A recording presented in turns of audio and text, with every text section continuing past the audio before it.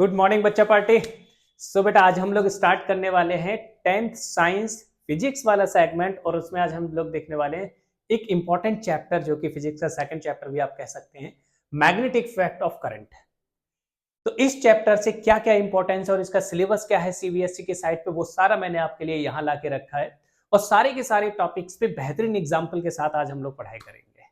ठीक है, तो हम लोग आगे बढ़ते हैं जल्दी से। चैप्टर का नाम आपको ऑलरेडी पता है और आगे अगर हम देखें तो मैंने सेकंड पेज पे आपके लिए सिलेबस लिखा है। ये सारे वो टॉपिक हैं जो सीबीएसई की साइट पर ऑलरेडी गिवन है 2025 का सिलेबस। हाँ, कई जगह आप अगर देखें, सर्च करें या डायरेक्ट आप ब्राउजर पे या गूगल पे सर्च करेंगे तो ये भी लिखा आ सकता है कि ये चैप्टर है ही नहीं सिलेबस में, बट ऐसा नहीं है। मैंने ऑफिशियल साइट पे जाके ये चीजें चेक की हैं और ये आपके वो सारे पॉइंट्स है जो वहां पर मेंशन्ड है। मतलब ये सारे पॉइंट्स हमें पढ़ने हैं और इन्हीं से इस चैप्टर से अगर क्वेश्चन बनता है तो इससे बाहर क्वेश्चन नहीं जाएगा। पहला जो टॉपिक है वो आपके मैग्नेटिक फील्ड है कि मैग्नेटिक फील्ड होती क्या है। उसके बाद हम बात करते हैं फील्ड लाइंस की। अब देखो मैग्नेटिक फील्ड दिखती नहीं है तो हम फील्ड लाइंस का कॉन्सेप्ट लेके आए। Field due to current carrying conductor, एक वायर में अगर करंट फ्लो हो रहा है तो उसकी वजह से मैग्नेटिक फील्ड कैसे हो सकती है। Field due to current carrying coil और लूप की वजह से देखेंगे। उसके बाद हम force on current carrying conductor देखेंगे। Fleming right hand rule, Fleming left hand rule, induction, right hand, ठीक है। और इसके बाद हम potential, induced current, AC DC दोनों बीच कंपैरिजन और अल्टीमेटली हम देखेंगे कि जो आपके डोमेस्टिक या हाउस होल्ड जो सर्किट होते हैं उनकी हम बात करेंगे। तो ये सारे वो पॉइंट्स हैं जो कि आपके सिलेबस में हैं। आगे अगर हम बात करें, पहले टॉपिक की बात करते हैं हम जो कि है मैग्नेटिक फील्ड। क्या होती है मैग्नेटिक फील्ड? भाई बचपन से आप खेलते आ रहे हैं मैग्नेट से, एक मैग्नेट दूसरे मैग्नेट को या तो अट्रैक्ट कर रही है या रिपेल कर रही है। तो अगर हम मैग्नेट की बात करें या मैग्नेटिक फील्ड की बात करें, पहले आपने जो भी मैग्नेट देखी होगी उसमें बेसिकली कितने पोल होते हैं? दो पोल होते हैं, एक आपका नॉर्थ पोल और एक आपका साउथ पोल। बचपन में ये बात पता नहीं थी हमें, बट अभी हम लोग पढ़ चुके हैं तो हमें थोड़ा सा पता होता है कि मैग्नेट में दो पोल होते हैं, एक को नॉर्थ पोल कहते हैं और एक को साउथ पोल कहते हैं। और अगर हम देखें तो जो सेम पोल होते हैं वो एक दूसरे को रिपेल करते हैं और अपोजिट पोल जो होते हैं वो एक दूसरे को अट्रैक्ट करते हैं। तो जैसे नॉर्थ को नॉर्थ के पास लेके आएंगे तो ये रिपेल करेगा, रिपल्सिव फोर्स लगेगा दोनों के बीच। साउथ साउथ के पास आएगा तो यहाँ भी रिपल्सिव फोर्स लगेगा और नॉर्थ साउथ के पास आएगा तो अट्रैक्टिव फोर्स लगेगा। तो अगर हम देखें तो ऐसा तो नहीं है कि ये हम जब इसके पास ले जाए, इससे टच ही करा दे तभी फोर्स लगेगा ना, दूर से ही फोर्स फील होने लगता है। इसका मतलब हर एक मैग्नेट के चारों तरफ क्या होती है? एक इस तरह से फील्ड होती है जिससे हम उसकी मैग्नेटिक फील्ड कह देते हैं। ठीक है, तो वही आपकी डेफिनेशन बन गई। स्पेस और region around a magnet in which another magnet experience force, तो उसे हम बोल देते हैं मैग्नेटिक फील्ड। दिखती है क्या? नहीं दिखती। मैग्नेटिक फील्ड हो गई, इलेक्ट्रिक फील्ड हो गई, दोनों ही नहीं दिखती। तो मैग्नेटिक फील्ड दिखती नहीं है बट हमें उसके असर दिखते हैं, तो उसके बिहाफ पे हम बोल देते हैं कि इसकी फील्ड ये है। बात आ रही कुछ समझ में? तो बेसिकली है क्या, अगर मैग्नेटिक फील्ड का हमसे डेफिनेशन पूछा गया है तो सिंपल सा होता है स्पेस और रीजन अराउंड अ मैग्नेट और current carrying conductor in which another magnet experience a force is known as magnetic field. ठीक है, तो मैग्नेट क्या होती है? मैग्नेट दो तरह की होती है जो हमने इधर बात की है। ये आपकी मैग्नेट थोड़ी से उन मटेरियल से बनी है जो नेचर में पाए जाते हैं। दूसरे हम इलेक्ट्रोमैग्नेट की बात करते हैं। ठीक है, इलेक्ट्रोमैग्नेट हम बनाते हैं करंट कैरिंग, वो वायर का जो मैग्नेटिक इफेक्ट ऑफ करंट होता है उसकी वजह से। ठीक है, वो भी हम आगे पढ़ेंगे। अभी हमें केवल डेफिनेशन देखनी है। मैग्नेटिक फील्ड बेसिकली क्या है? अ रीजन और a space around a magnet in which another magnet experience a force. It might be attractive, it might be repulsive, दोनों तरह का हो सकता है बेटा। ठीक है, तो ये आपका हो गया मैग्नेटिक फील्ड। नेक्स्ट अगर हम बात करें magnetic field lines. Field lines क्या होती है? देखो मैग्नेट दिखती है नहीं, और जिस चीज को जो हमें दिखती नहीं है लेकिन हमें पढ़ना होता है उसे मान लेते हैं, है कि नहीं? भूत प्रेत आत्मा देखी क्या? नहीं देखी, और हमने पिक्चर्स तो बना रखी है ना कि ऐसा दिखता होगा। ऐसे ही मैग्नेटिक फील्ड लाइंस होती हैं कि एक मैग्नेट के चारों तरफ अगर मैग्नेट नहीं दिख रही है, मैग्नेटिक फील्ड नहीं दिख रही है, बट हमें उसे पढ़ना है, तो हम कॉन्सेप्ट लेके आए जिन्हें हम मैग्नेटिक फील्ड लाइंस कहते हैं। क्या है ये? These are hypothetical lines to represent magnetic field and its property around a magnet. किसी भी मैग्नेट या करंट कैरिंग कंडक्टर के चारों तरफ मैग्नेटिक फील्ड को रिप्रेजेंट करने के लिए जो जिन लाइनों का यूज करते हैं हम, या करंट कैरिंग वायर के चारों तरफ मैग्नेट फील्ड को डिनोट करने के लिए जिन लाइंस का यूज करते हैं उन्हें हम बोलते हैं मैग्नेटिक फील्ड लाइंस। इसकी कुछ प्रॉपर्टीज भी हैं। वैसे मैं सबसे पहले आपके लिए बना देता हूं। जैसे मैंने एक बार मैग्नेट ली थी और बार मैग्नेट मैंने यहाँ पे ये आपकी एक बार मैग्नेट बना दी। ये लीजिए, एक मैंने नॉर्थ साउथ एक बार मैग्नेट बना दी। होता क्या है, ये मैग्नेटिक फील्ड लाइंस बेसिकली क्या होती हैं, आपकी नॉर्थ पोल से निकलती हैं और साउथ पोल में एंटर करती हैं। नॉर्थ और ये साउथ, नॉर्थ से निकलेंगे और साउथ में एंटर कर जाएंगे। इसकी सारी प्रॉपर्टीज की अभी हम बात करते हैं। ये इस तरह से, ठीक, तो नॉर्थ पोल से ये निकल रही हैं और साउथ पोल में क्या कर रही हैं, एंट्री मार रही हैं। अभी इसके डायग्राम भी सुंदर सुंदर तुम्हें देखने को मिल जाएंगे। लीजिए, ठीक है। तो बेसिकली एक जो मैग्नेटिक फील्ड लाइंस होती हैं ये नॉर्थ पोल से निकलती हैं और साउथ पोल में एंटर करती हैं, ठीक है। ये कभी भी, हाँ यहाँ भले ही आपको दिख रहे होंगे क्रॉस हो गए, बट एक्चुअल में क्रॉस नहीं होती हैं। दो मैग्नेटिक फील्ड लाइंस कभी भी एक दूसरे को क्रॉस नहीं करती हैं, because it is a vector quantity. अगर एक ही पॉइंट पे दो लाइनें मिल गई तो उसका मतलब दो इलेक्ट्रिक फील्ड, वो दो मैग्नेटिक फील्ड हो गई। और कोई भी वेक्टर क्वांटिटी साइमल्टेनियसली दो डायरेक्शन को कैरी नहीं कर सकती, ठीक है। इसलिए two magnetic field lines never intersect और क्रॉस ईच अदर, ठीक है। डायरेक्शन अगर हम देखें तो डायरेक्शन दो तरह से देखते हैं, inside the magnet and outside the magnet. Inside the magnet ये जो मैग्नेटिक फील्ड लाइंस होती हैं या फिर इसकी जो डायरेक्शन होती है वो होती है आपकी साउथ से नॉर्थ। ये डायरेक्शन आपकी कौन सी वाली, ये वाली भैया डायरेक्शन। और बाहर अगर हम देखें तो नॉर्थ से साउथ होती है, ये डायरेक्शन होती है, ठीक है। कोई समस्या इसमें? हाँ, एक तो प्रॉपर्टी की और बात कर लेते हैं। वो प्रॉपर्टी क्या है, जहां पर मैग्नेटिक फील्ड लाइंस डेंसर है वहां पर मैग्नेटिक फील्ड इंटेंसिटी ज्यादा है, और जहां पर ये दूर दूर है वहां पर मैग्नेटिक फील्ड इंटेंसिटी कम हो गई। पता कैसे चलेगा? पता ऐसे चलेगा कि हम एक मैग्नेट लेंगे और एक मैग्नेट को इधर अगर रखेंगे तो आप देखेंगे फोर्स ज्यादा लगेगा, और दूर रखेंगे तो फोर्स कम लगेगा। इसका मतलब मैग्नेटिक फील्ड की इंटेंसिटी या उसकी स्ट्रेंथ दूर पर जाओगे तो कम होगी और पास पर ज्यादा होती है। तीनों पॉइंट आपको याद रखने हैं। एक पॉइंट मैंने एडिशनल आपको बताया है कि पास पास मैग्नेटिक फील्ड लाइंस मतलब nearer the magnetic field lines stronger the magnetic field, ठीक है। और rarer the magnetic field lines, या फिर डेंसर भी आप कह सकते हैं, नियरर या डेंसर दोनों टर्म बहुत अच्छे हैं, दोनों ही यूज कर सकते हैं। Rarer the magnetic field lines, जितने ज्यादा दूर दूर होंगे वहां पर मैग्नेटिक फील्ड इंटेंसिटी उतनी कम हो जाएगी। डायरेक्शन की बात कर ली हमने, किस तरह से डिनोट करेंगे वो भी आपको बहुत ही सुंदर डायग्राम बनाना है इसका। आगे बढ़ते हैं, जल्दी से हम बात करते हैं किसकी, field due to a current carrying conductor. एक वायर में जब करंट फ्लो होता है तो वो भी मैग्नेट की तरह बिहेव करता है, और ये सबसे पहले किसने बताया, ऑर्स्टेड ने, ठीक है। साइंटिस्ट का नाम वैसे आता नहीं एग्जाम में, लेकिन आपको पता होगा तो अच्छा फील होगा, खेल सारा फीलिंग का है। तो अगर हम देखें, जैसे मैग्नेटिक फील्ड जो है एक वायर की वजह से भी प्रोड्यूस होती है, ठीक है। कॉन्सेप्ट सिंपल सा है, अगर बहुत ज्यादा इसमें घुसना नहीं है, वैसे तो इसके सारी की सारी डेफिनेशन में आपको बता सकता हूँ, क्यों रीजन होता है, कैसे मैग्नेटिक फील्ड लाइन जनरेट होती है। हमें बस डायरेक्शन देखना और किस डायरेक्शन में जनरेट होती है ये देखना है, ठीक है। वैसे खेल तो सारा चार्ज का है। चार्ज जब रेस्ट पे होता है तो इलेक्ट्रोस्टैटिक इफेक्ट दिखाता है, जब मोशन में होता है इलेक्ट्रिक और मैग्नेटिक इफेक्ट दिखाता है। एक्सीलरेटेड मोशन करता है तो इलेक्ट्रोमैग्नेटिक रेडिएशन निकालता है। लेकिन अभी उतना नहीं जाना है, हमें बस ये देखना है कि अगर करंट फ्लो हो रहा है, करंट होता है rate of flow of charge, तो उसकी वजह से मैग्नेटिक फील्ड जनरेट होगी। सबसे पहले किसने बताया, ऑर्स्टेड ने, साइंटिस्ट है तो उन्होंने बताया। लेकिन अगर हम देखें किसी भी वायर के चारों तरफ अगर मैग्नेटिक फील्ड जनरेट हो रही है, मोस्ट ऑफ द फेनोमेना अगर आप देखेंगे फिजिक्स में एक्सीडेंटल है, मतलब ऐसे बस साइंटिस्ट ने देखा ये हो गया, फिर उसे एनालाइज किया, फिर उसके बाद लॉ बनाया।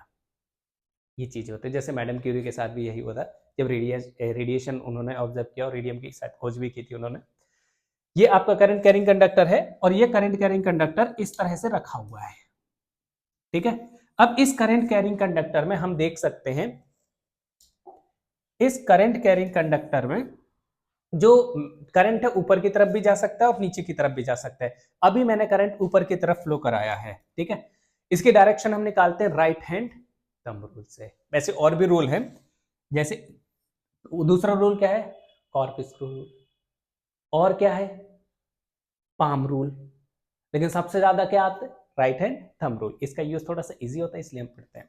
तो ऑस्टिन ने हमें ये बता दिया कि मैग्नेटिक फील्ड होती है और हमें ये भी पता है कि मैग्नेटिक फील्ड में डायरेक्शन होती है, तो अगर हमें उसकी डायरेक्शन निकालनी है तो हम यूज करते हैं राइट हैंड थंब रूल। कैसे यूज करते हैं? मान लिया इस वायर में ऊपर की तरफ करंट फ्लो हो रहा है और मैं इस वायर को पकड़ने की कोशिश कर रहा हूँ, एक्चुअल में नहीं पकड़ना है, पकड़ने का देखना है कि अगर हम इसे ऐसे पकड़ेंगे तो हमारा थंब किस डायरेक्शन में रहना चाहिए, करंट की डायरेक्शन में, फिंगर्स घूम जाएंगे। तो ये फिंगर्स किस डायरेक्शन में, ऐसे घूम रही है इस डायरेक्शन में, तो मैग्नेटिक फील्ड ऐसे हो गई इस डायरेक्शन में। वही इधर आपको दिखाया हुआ है, जैसे ये वायर है और पीछे से जाके मैं इसे ऐसे ग्रैब कर लूं तो करंट ऊपर की तरफ, तो मैग्नेटिक फील्ड लाइंस आपकी इस तरह से होंगी। ठीक है, और कैसे निकाल सकते हैं? पाम रूल से भी निकाल सकते हैं। जैसे कहीं किसी भी वायर की वजह से ये वायर है और इस वायर की वजह से इस पॉइंट पे मैग्नेटिक फील्ड चाहिए, तो मैं बेसिकली क्या करूंगा, थंब को करंट की डायरेक्शन में रख दिया मैंने और फिंगर्स को डिनोट कर दिया, जहां पे निकालनी तो पाम अंदर की तरफ जा रही है तो यहाँ पे मैग्नेटिक फील्ड अंदर की तरफ हो जाएगी। कहोगे सर ये साइन क्या बना रहे हो? ये साइन है आउटवर्ड का और ये साइन है इनवर्ड का।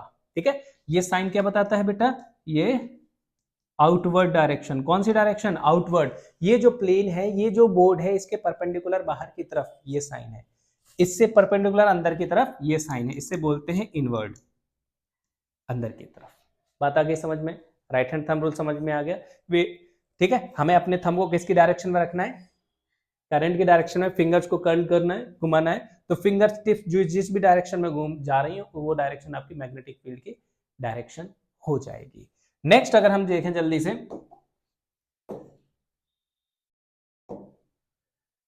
Field due to a loop. भाई अब जैसे एक वायर की वजह से देखा है, वैसे लूप की वजह से भी देख सकते हैं। जैसे कि अगर मैंने एक सिंपल सा लूप बना दिया, एक सिंपल सा लूप बना दिया मैंने, ठीक है, ओहो थोड़ा और सुंदर बनाते हैं, ये लो, ठीक है। तो अगर मैंने एक लूप बना दिया तो इस लूप की वजह से, ये कंप्लीट लूप है बेटा, लो, ये लूप की वजह से अगर हम मैग्नेटिक फील्ड की डायरेक्शन, मैंने मान लिया इस लूप में करंट इस डायरेक्शन में फ्लो हो रहा है, तो अगर लूप है तो इसकी वजह से भी तो मैग्नेटिक फील्ड जनरेट हो रही होगी ना।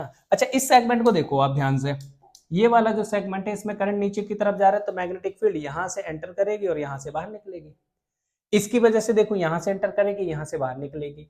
अगर इस डायरेक्शन में करंट फ्लो स्टार्ट हो जाए, जैसे कि मैंने एक लूप लिया, ये आपका मैंने एक लूप लिया, ठीक है, और इस लूप में करंट की डायरेक्शन ये कर दी अगर मैंने इस तरह से, तो इस सेगमेंट की वजह से थंब ऊपर की तरफ, फिंगर इधर से जाएंगी उधर से बाहर निकलेंगी, इधर से जाएंगी और इधर से बाहर निकलेंगी।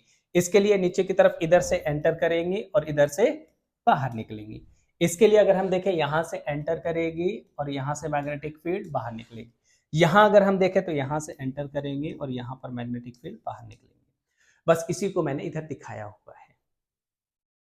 जैसे अगर लूप इस तरह से रखा हुआ तो यहां से मैग्नेटिक फील्ड एंटर कर रही है, ये देखो जा रही है और वहां से बाहर आ रही है।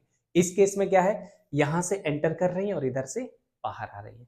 डायग्राम ये वाला भी ड्रॉ कर सकते हैं आप, या फिर इस तरह से बना भी सकते हैं। कलर चेंज कर लेते हैं जल्दी से, ये इधर से जा रहे हैं और उधर से वापस आ गए, ऐसे इधर से अंदर की तरफ, ये डायरेक्शन, ये डायरेक्शन, पता है समझ में? तो लूप की वजह से मैग्नेटिक फील्ड लाइंस हम इस तरह से बना सकते। एक रूल और है, लूप की वजह से, अगर पूरे लूप की वजह से रिजल्ट, जैसे ये सब इन्वर्ट इन्वर्ट है, तो यहाँ पे रिजल्टेंट क्या हो गया, इन्वर्ट। तो एक तरह से हम और इसे थोड़ा सा मॉडिफाई कर दें कि फिंगर्स को हम करंट की डायरेक्शन में घुमा दें, तो थंब आपका क्या दिखाएगा, मैग्नेटिक फील्ड की डायरेक्शन। लूप के लिए फिंगर्स को करंट की डायरेक्शन में घुमा दिया तो थंब क्या बता देगा, मैग्नेटिक फील्ड की डायरेक्शन। बहुत ही सिंपल है, ठीक है। आगे बढ़ते हैं जल्दी से। नेक्स्ट अगर हम देखें, हाँ जी, field due to a current carrying coil और सोलेनोइड। अब सोलेनोइड कैसे बनता है? सोलेनोइड अगर हम देखें, वैसे इसके बाद मैंने डायग्राम आपका सोलेनोइड का बनाया हुआ है। सोलेनोइड ऐसा कुछ दिखता है, ये है सोलेनोइड, ठीक है। हम करते क्या है, एक वायर को, एक सिलेंड्रिकल शेप लिया हमने और उसके ऊपर क्या किया, वायर को रैप कर दिया। किस तरह से, इस तरह से, यहां से जा रहा है और यहां से ये वापस आ रहा है, ये इस तरह से। आपको ऐसे ही डायग्राम बनाना है बेटा, ठीक है। और यहाँ से ये वापस आ गया। अब इसमें अगर मैं करंट फ्लो करा दूं पॉजिटिव नेगेटिव, तो करंट की डायरेक्शन ये हो गई, वापस आएगा, फिर ये जा रहा है, ये जा रहा है, ये जा रहा है, ये जा रहा है। तो इस तरह से करंट की डायरेक्शन हो गई। बस वही इधर बना है, फोटो में आपके लिए बना के रखा है। ये थोड़ा सा अच्छा लग रहा था, सुंदर, तो मैंने भी इसे भी रख दिया इधर। ओके, तो इस तरह से हमें सोलेनॉइड बनना। अब सोलेनॉइड है क्या? अरे सोलेनॉइड में भी तो बहुत सारी कॉइल ही हैं, लूप ही तो हैं बहुत सारे। तो एक लूप की वजह से अगर हम इसकी वजह से करंट इधर जा रहा है, तो इसकी वजह से मैग्नेटिक फील्ड थंब अप का इस डायरेक्शन में, तो यहाँ नॉर्थ बनाएगा, यहाँ साउथ बनाएगा। ऐसे सारे लूप की वजह से होगा, तो सबकी वजह से नॉर्थ इधर आ गया, साउथ इधर आ गया। और ऐसा ही बार मैग्नेट में भी था, अगर इसकी वजह से भी मैग्नेटिक फील्ड बोल देगा बनाने के लिए, तो बिल्कुल वैसे ही मैग्नेटिक फील्ड लाइंस बनेंगी जैसे इसमें बनी हुई है। ऐसे ही हमने बार मैग्नेट में भी बनाई थी। तो कभी कभी क्वेश्चन पूछ लिया जाता है बोर्ड में, draw the magnetic field lines due to a solenoid और इलेक्ट्रोमैग्नेट। बात सेम है, ठीक है। ओके, लूप की वजह से जो मैग्नेटिक फील्ड थी उससे थोड़ा सा एनालाइज कर लेते हैं। आई होप ये आपको समझ में आ गया हो स्ट्रक्चर कैसा होता है। एक वायर, एक सिलिंड्रिकल शेप लिया, हाँ, इसकी अगर स्ट्रेंथ बढ़ानी है तब क्या करेंगे, इसमें सॉफ्ट आयरन को थोड़ा सा इंसर्ट करा देंगे, तो इसका जो है बढ़ जाएगा मैग्नेटिक फील्ड इफेक्ट, ठीक है। ओके, नेक्स्ट अगर थोड़ा सा पिछली वाली स्लाइड पे चलते हैं और थोड़ी सी बात करते हैं हम लोग, हाँ, field due to current carrying coil और सोलेनॉइड। तो अगर हम एक कॉइल की वजह से, जो बेसिकली अब फॉर्मूला है नहीं आपके में, लेकिन फिर भी मैं आपको फॉर्मूला बता देता हूं।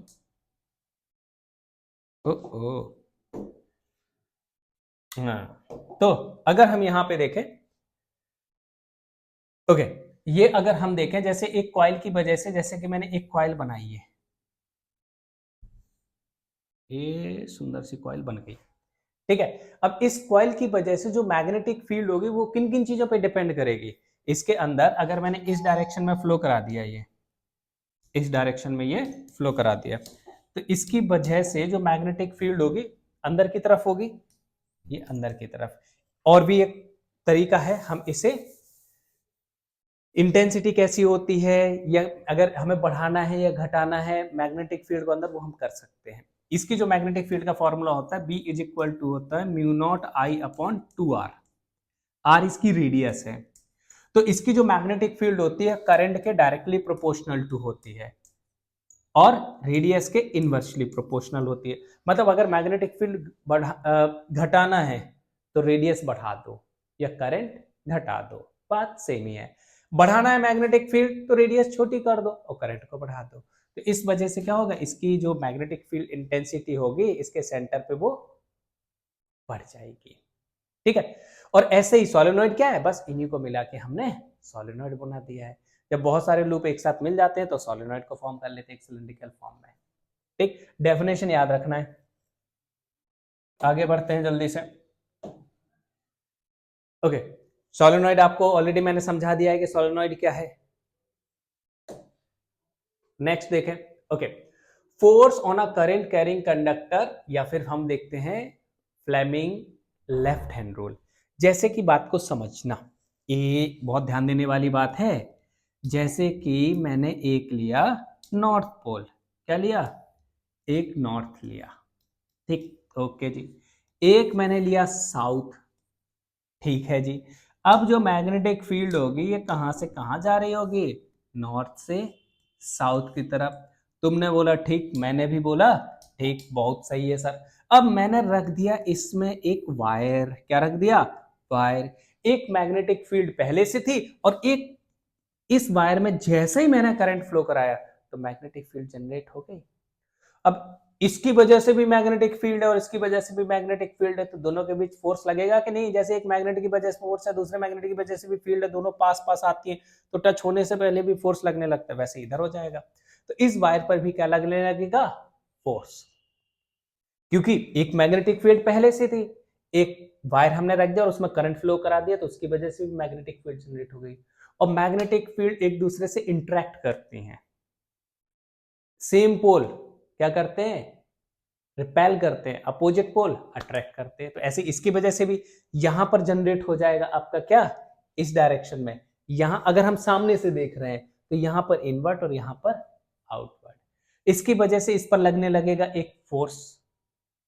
और उस फोर्स की डायरेक्शन को बताई है फ्लेमिंग ने, जिसे हम बोलते हैं Fleming left hand rule. Getting my point? अरे जोर से बोलो। तो अगर हम यहां पे देखें तो फ्लेमिंग लेफ्ट हैंड रूल की हम बात करते हैं, जो कि आपके सामने ड्रॉ किया गया है। ये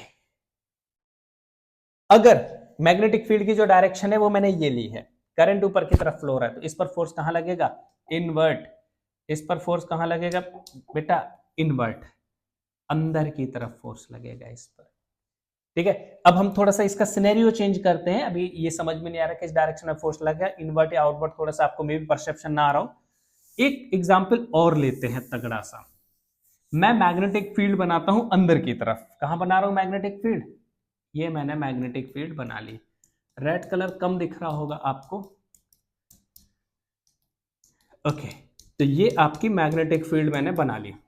आगे बढ़ जाते हैं, और इस मैग्नेटिक फील्ड में मैग्नेटिक फील्ड इंटेंसिटी मैंने V मान ली, और एक वायर को मैंने प्लेस कर दिया। इस वायर को मैंने प्लेस कर दिया, और इस वायर को जब मैंने प्लेस किया, इसमें करंट फ्लो करा दिया ऊपर की तरफ। अब इसमें करंट फ्लो करा दिया तो इस पर लगने लगेगा फोर्स, और इस पर फोर्स की डायरेक्शन बताइए, फ्लेमिंग लेफ्ट हैंड रूल, इसके अकॉर्डिंग बनाया है मैंने। जो मैग्नेटिक फील्ड है ये आपकी क्या है? B। ये आपका क्या है? Force F। और ये आपका क्या है इधर? ये है आपकी करंट I। तो ये आपका B हो गया। B हम किससे डिनोट करते हैं? फ्लेमिंग लेफ्ट हैंड रूल क्या है? In Fleming left-hand rule, the index finger denotes the direction of magnetic field. जो आपकी सेंट्रल फिंगर है, मिडिल फिंगर नहीं बोलना है इसे, सेंट्रल फिंगर बोलना है। ठीक है, सेंट्रल फिंगर क्या बताएगी? करंट की डायरेक्शन। देन थंब क्या बताएगा? Direction of force. ठीक है, तो अब मैंने बिल्कुल वैसे ही बनाया है, अंदर की तरफ मैग्नेटिक फील्ड। ठीक है, करंट मैंने ऊपर की तरफ लिया है, तो इस पर फोर्स कहां लगेगा? इस डायरेक्शन में। तो अब इस पर लगने वाला जो फोर्स है उसकी डायरेक्शन हो जाएगी ये F। बात आई क्या समझ में? ओके, ये कहलाता है फ्लेमिंग लेफ्ट हैंड रूल। देखो, फ्लेमिंग राइट हैंड रूल भी, ज्यादातर बच्चों को डाउट होता है Fleming left hand rule right hand rule में क्या फर्क है।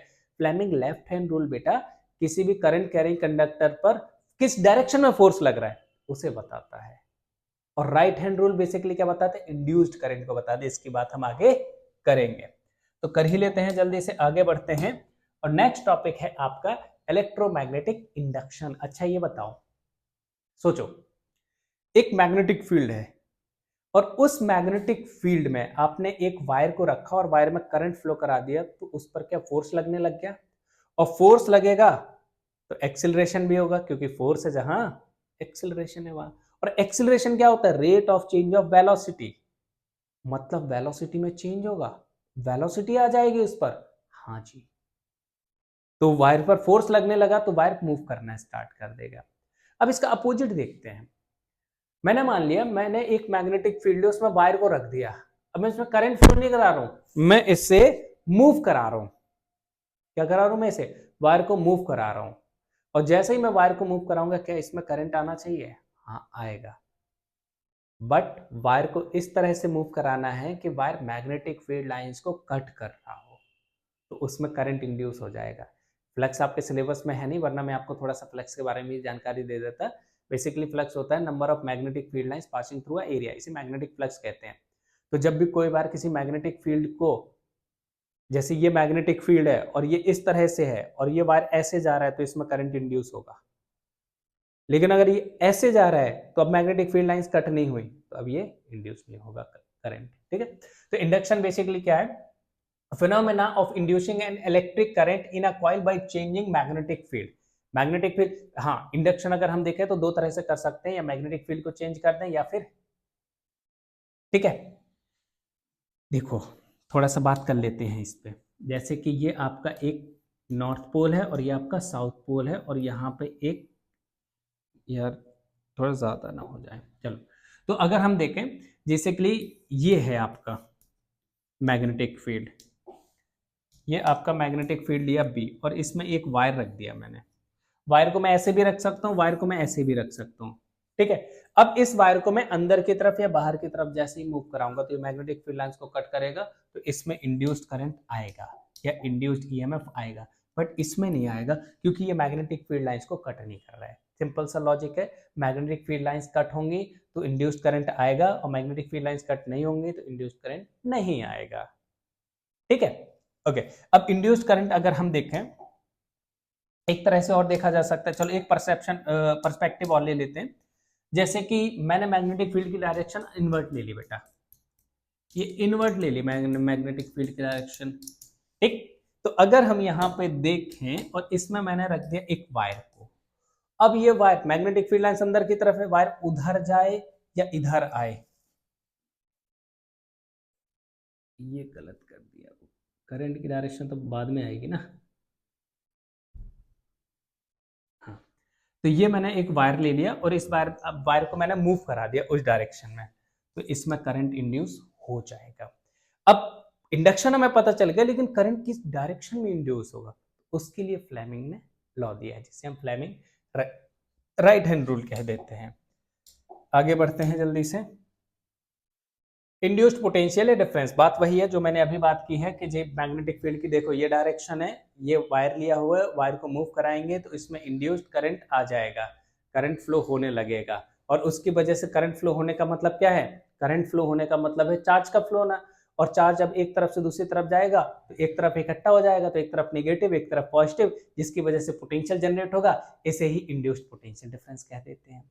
जैसे ये पॉइंट आपका जो है इधर, ये है आपका ए, ये पॉइंट है ए और ये पॉइंट है बी, तो जब इसमें करंट फ्लो होगा जैसे ही मूव कराएंगे तो वायर दोनों ही कॉर्नर पे जो चार्जेस होंगे वो क्या होंगे, मूव कर जाएंगे, तो एक तरफ नेगेटिव और एक तरफ पॉजिटिव आ जाएगा, जिसकी वजह से एक पोटेंशियल जनरेट होगा, जिसे हम इंड्यूस्ड पोटेंशियल डिफरेंस कह देते हैं। ओके, नेक्स्ट अगर हम बात करें इंड्यूस्ड करंट की, इंड्यूस्ड करंट की भी हमने बात की है। जैसे यहाँ पे एक एग्जांपल आपके लिए, दोनों मैंने आपके लिए ही लेके आया हूं मैं, ये फोटो डाली हुई है ताकि आपको बेहतर समझ में आए।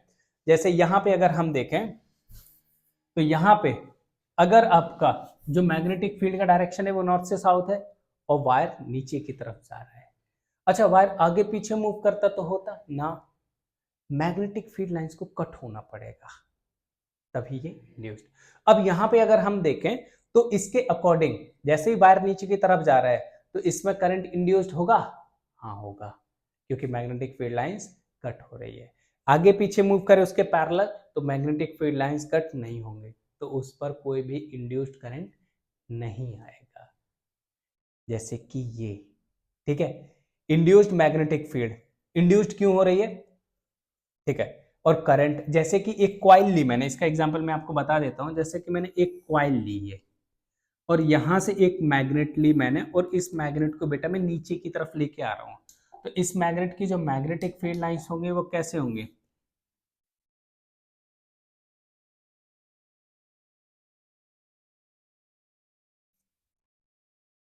ये होंगे। अब ये अगर मैग्नेटिक फील्ड लाइंस हैं तो नॉर्थ पोल है तो इस डायरेक्शन में होंगी, ठीक है, और जैसे ये नीचे की तरफ आएगा तो इससे number of magnetic field lines बढ़ेंगी, जब number of magnetic field lines होंगी तो एक टर्म जो मैंने यूज किया था फ्लक्स वो बढ़ेगा, जिससे इसमें करंट इंड्यूस हो जाएगा, ठीक है।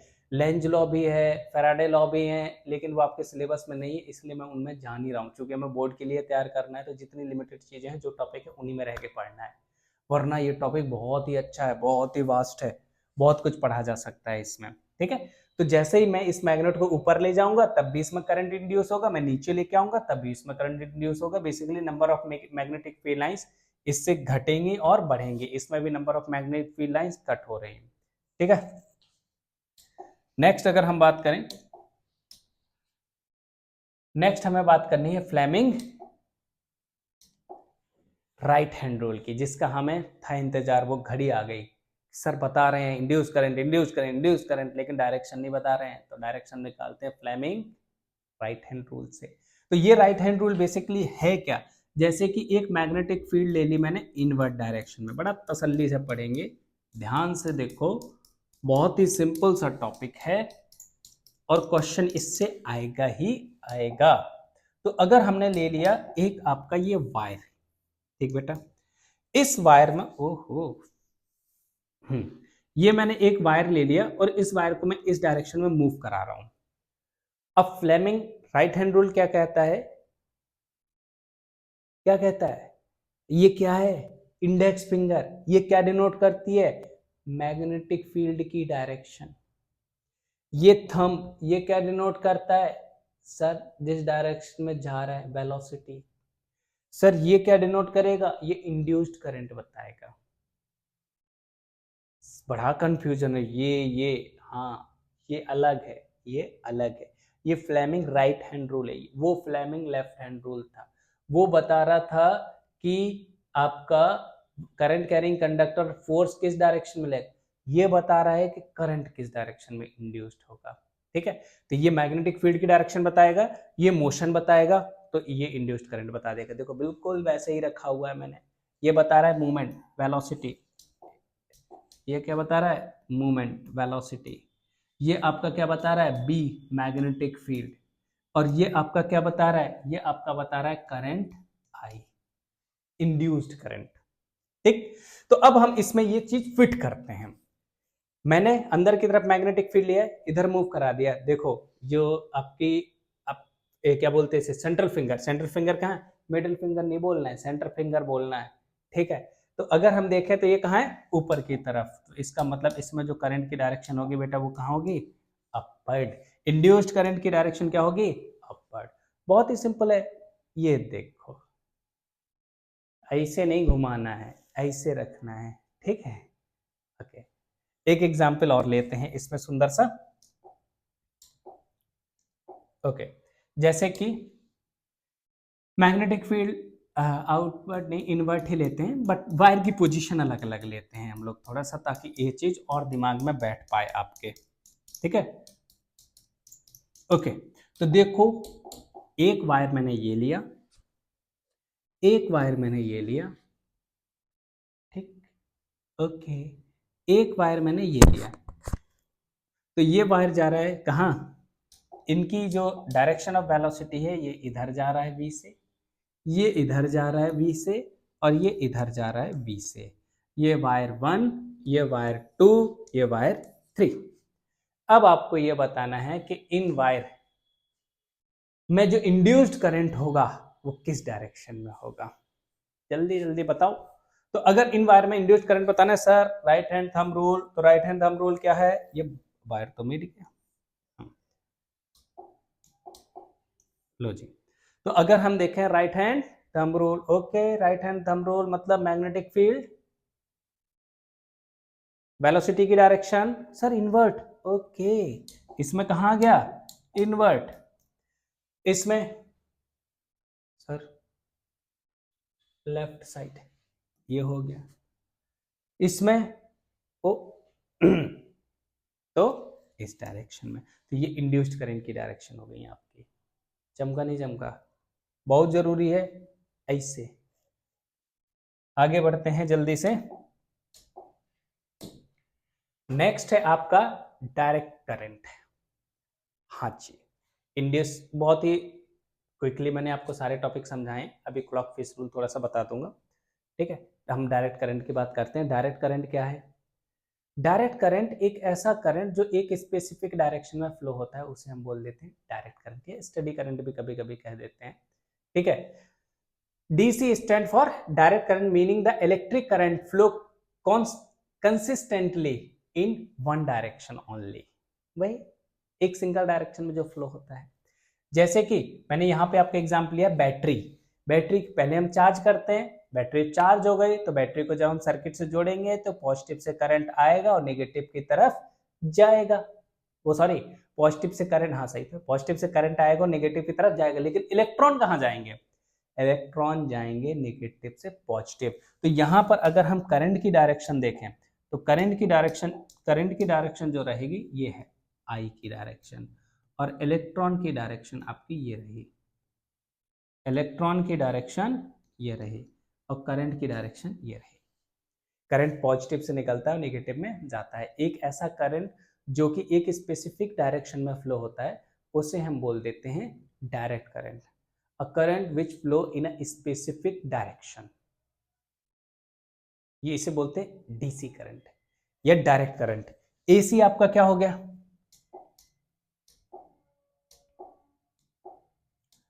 ओके। तो नेक्स्ट अगर हम देखें नेक्स्ट है आपका एसी, अल्टरनेटिंग करंट। दोनों में ग्राफ में थोड़ा सा कंपैरिजन भी कर लेंगे। Alternating current, a current which change its direction periodically and its magnitude may be change, may not be, but हाँ चेंज होता है। अगर हम हमारे घर में जो करंट आता है वो एसी करंट होता है, उसे अगर हम देखेंगे तो उसका डेफिनेशन क्या होगा, a current which change its direction periodically and its magnitude continuously is known as AC current, जो कि अपनी डायरेक्शन को एसी, अल्टरनेटिंग, अल्टरनेटिंग मतलब जो चेंज हो, जो बदले, उसे हम बोलते हैं एसी, अल्टरनेटिंग करंट।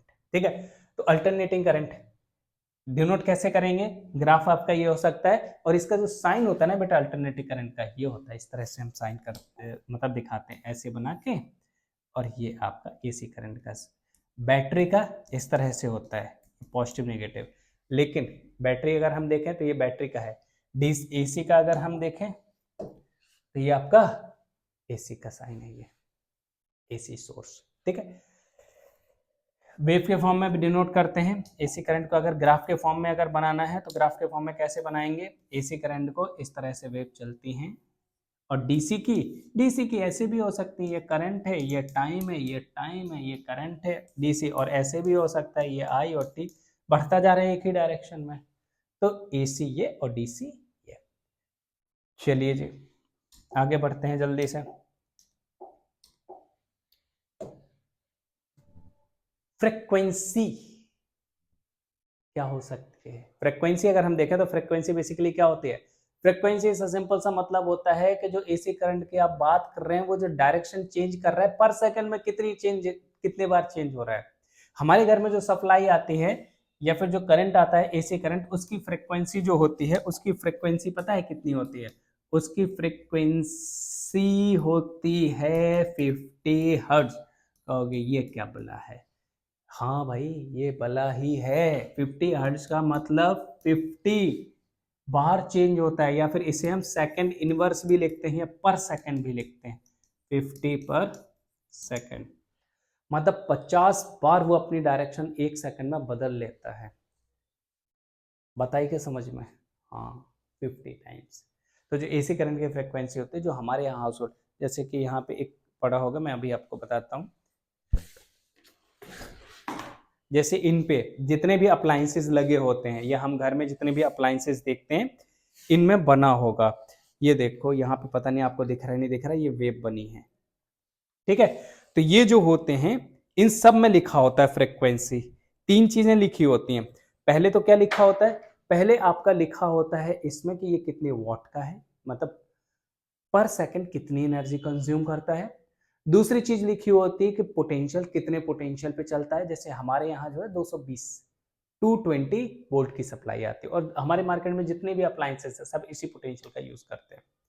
ठीक है, मतलब 220 वोल्ट अगर उसे मिलेगा तो उसका जो पावर होगा वो उसमें जितना लिखा उतना होगा। जैसे 100 वॉट का बल्ब है, 100 वॉट 220, क्या क्या लिखा है, 100 वॉट 220 वोल्ट। ठीक, और आपका लिखा होता है फ्रीक्वेंसी, फ्रीक्वेंसी 50 हर्ट्ज लिखी होती है, ये तीन चीजें लिखी होती हैं। तो इसका मतलब है पर सेकंड कितनी एनर्जी कंज्यूम करेगा, कितने पोटेंशियल पे करेगा, और उसकी फ्रीक्वेंसी क्या होगी, तो इसे बोलते हैं फ्रीक्वेंसी। फ्रीक्वेंसी मतलब number of direction changes in per unit time. Getting my point, okay आगे बढ़ते हैं। नेक्स्ट है आपका advantage of AC over DC. AC के अपने एडवांटेज हैं, डीसी के अपने एडवांटेजेस हैं बेटा। एसी को सारे एडवांटेज पीछे लिखे हुए हैं, एक एक करके मैं सारी की सारी बातें कर लेता हूं। ठीक है, जो आपका एसी होता है, हमारे घर में एसी की सप्लाई क्यों देती है गवर्नमेंट, डीसी की भी दे सकती थी भाई, एसी की ही क्यों, क्योंकि एसी को आपके घर में जो करंट आ रहा है आपको खुद नहीं पता होगा कहां से आ रहा है, कितने दूर से आ रहा है, आपको नहीं पता होगा कि जिस पावर प्लांट से आपके यहाँ करंट आ रहा है वो कहाँ से आ रहा है, मुझे खुद नहीं पता इधर कहाँ से आ रहा है। ठीक है, तो इसका मतलब दूर कहीं है, आसपास होता तो हमें पता होता। बेसिकली एसी करंट को दूर दूर तक ले जाना बहुत ही ईजी होता है। डीसी को नहीं ले जा सकते। मतलब ट्रांसमिशन बहुत इजी होता है एसी का विथ रिस्पेक्ट टू डीसी। दूसरा पॉइंट, लंबी डिस्टेंस तक हम ले जाते हैं, ठीक है। ओके, अगर हम देखें जो एसी करंट बनाते हैं हम, ये बनाना इजी है। बहुत सारे मेथड है हमारे पास, ठीक है। जैसे कि हम वाटर से बना सकते हैं। हमारे यहाँ आपने देखा होगा काफी सारे हाइड्रो पावर प्लांट है, तो वहां पे क्या होता है, टरबाइन को लगा दिया और पानी ऊपर से गिर रहा है, वो उस टरबाइन को घुमाएगा और वो करंट को जनरेट कर देगा, उसे डायरेक्ट हम यूज कर सकते हैं। मतलब उसे थोड़ा सा काफी ज्यादा पोटेंशियल डिफरेंस जनरेट होता है, तो उसे हम कम कर लेते हैं by the use of step down transformer, ठीक है, जो हाई पोटेंशियल लो करंट को हाई करंट लो पोटेंशियल में कन्वर्ट कर देता है। बट डीसी में हम ये नहीं कर सकते। एसी को डीसी में कन्वर्ट करके स्टोर किया जा सकता है इन फॉर्म ऑफ बैटरी, लेकिन डीसी जो करंट है ना, उसके लिए मोटे वायर चाहिए, उसका ट्रांसमिशन थोड़ा सा कॉस्टली हो जाता है। एसी में नहीं है, पतले वायर में भी काम चल जाता है, तो वो इजी पड़ता है थोड़ा सा। लिखा होगा इसमें, ये पॉइंट भी लिखा होगा। Okay, cable size of the AC are quite lighter in the comparison of DC. बात वही है, आपके घर पे अगर सोलर पैनल लगा है और उसके लिए आप वायर खरीदने जाते हैं, तो दुकानदार सबसे पूछता है कितने वॉट का है, उसके अकॉर्डिंग उसका मोटाई जो है, उसकी जो विड्थ हो डिसाइड होगी, क्योंकि कंटिन्यूअसली एक ही डायरेक्शन में करंट फ्लो होना है। Next, power loss in AC less as compare to the DC. हाँ, पावर लॉस एसी में काफी कम होता है, डीसी में काफी ज्यादा होता है, हीटिंग इफेक्ट ज्यादा होता है, कंटिन्यूअसली एक ही डायरेक्शन में करंट फ्लो होते रहते हैं, इस वजह से। AC can be easily converted into DC. Obvious सी बात है, एसी को हम डीसी में कन्वर्ट कर सकते हैं, हमारे पास कई सारे मेथड हैं, ठीक है। रेक्टिफाई होते हैं हमारे पास, और आपने एसी को डीसी में और डीसी को एसी में दोनों में ही कन्वर्ट किया जा सकता है। आपने देखा होगा आपके घर पे एक इन्वर्टर लगा हुआ है। इन्वर्टर बेसिकली क्या करता है, डीसी को एसी में कन्वर्ट करता है, और उसके अंदर एक रेक्टिफायर भी लगा होता है, जो कि आपका क्या करता है, उसे चेंज कर देता है एसी को डीसी में और उसे स्टोर कर देता है। AC can be okay, voltage at which power can be sent can be higher in AC. हाँ, ऑब्वियस सी बात है, आपने सुना होगा जो बहुत बड़ी बड़ी हाई टेंशन लाइन आती हैं, उनमें अगर आप देखेंगे तो 66,000 किलोवाट का यूज होता है। फिर हम उसे कन्वर्ट करते हैं 33,000 में, फिर 11,000 में, फिर 440 में, फिर 220 में, फिर हम घर में भेजते हैं। ये सारे काम जो आपकी पावर स्टेशन होती है वहां पे होता है।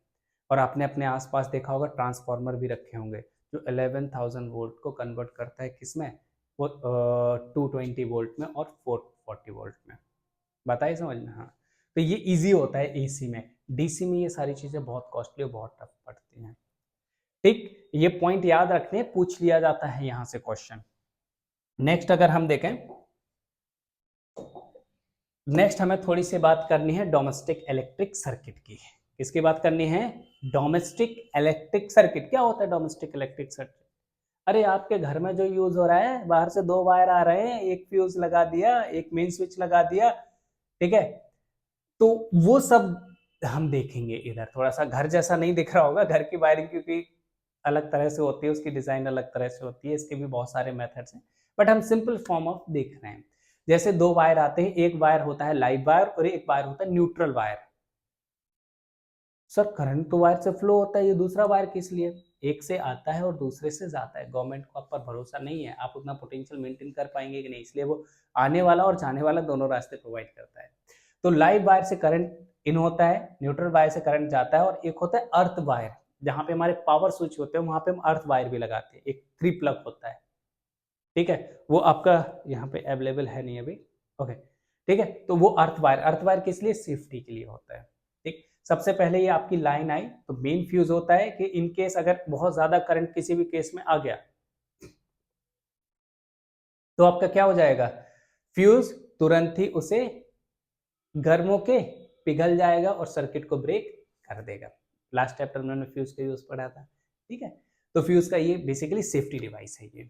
फिर आया आपका इलेक्ट्रिक मीटर, मीटर में करंट जाएगा और फिर उसके बाद आपके मेन स्विच में जाएगा और मेन स्विच के बाद आपके घर में डिस्ट्रीब्यूट हो जाएगा।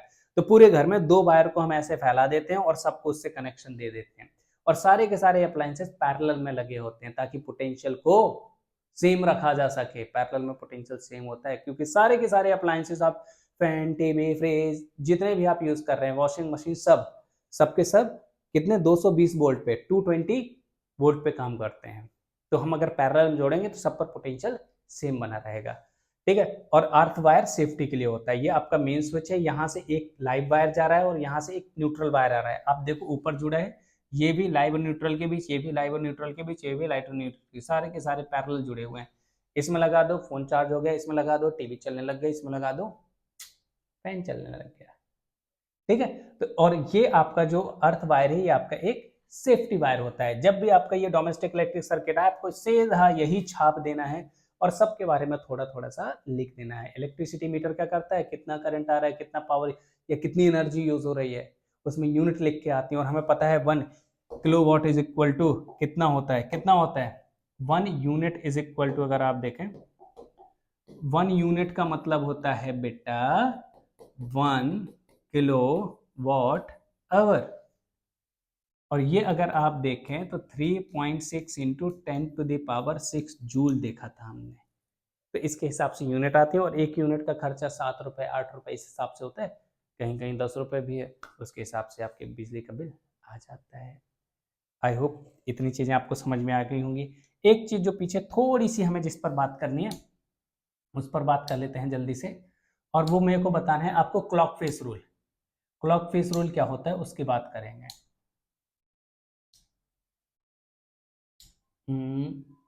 आ गया, ओके। जैसे कि अगर हम एक लूप की वजह से करंट देखें, किसकी वजह से, लूप की वजह से। जैसे कि एक लूप की वजह से अगर हम करंट देखें, इस लूप की वजह से, तो इस लूप की में अभी करंट कहाँ फ्लो हो रहा है, किस डायरेक्शन में। आप कहोगे ओहो, आप कहोगे सर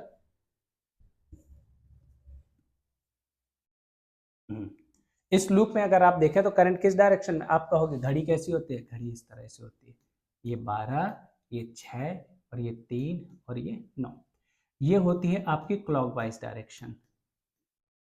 और ये आपकी होती है कौन सी, anti clockwise, anti clockwise direction. घड़ी इस डायरेक्शन में घूमती है ना, तो इसमें अभी एंटी क्लॉकवाइज करंट है। अगर एंटी क्लॉकवाइज है तो आपका क्या बनेगा, नॉर्थ, ये इस तरह से। और अगर क्लॉकवाइज है तो आपका क्या बनेगा, साउथ। आप इधर से ऑब्जर्व कर रहे हैं हम लोग सामने से, तो इसमें हमें नॉर्थ मतलब यहाँ से मैग्नेटिक फील्ड लाइंस निकल रहे होंगे और यहाँ से एंटर कर रहे होंगे, तो इसे हम बोलते हैं क्लॉक फेस रूल, ठीक है। बाकी सारे टॉपिक हो गए हैं आपके। इसमें मोस्टली थ्योरी वाला क्वेश्चन ही आता है, न्यूमेरिकल आपके में है नहीं, इसलिए मैंने फॉर्मूले की बात नहीं की। वरना करंट कैरिंग कंडक्टर की वजह से आर डिस्टेंस पे हम मैग्नेटिक फील्ड का फॉर्मूला देख सकते थे, जो कि होता है म्यू नॉट I/2πr। हम कॉइल के ये सेंटर पे मैंने आपको फॉर्मूला थोड़ा सा बताया ही है कि म्यू नॉट I/2r होता है, समझाया है आपको थोड़ा सा। बाकी सारी बातें हमने कर ली हैं। कोई भी टॉपिक में आपको कोई भी दिक्कत आती है, रिवाइज करो, दोस्तों के साथ शेयर करो, सारे दोस्तों को फैला दो, एकदम खुश रहो, पढ़ो, बेहतरीन एग्जाम करो। बाकी मिलते हैं नेक्स्ट एपिसोड में, तब तक के लिए सावधान रहें, सतर्क रहें। जय हिंद, जय भारत। चलो भैया, कितने मिनट का हो गया, 48 मिनट का।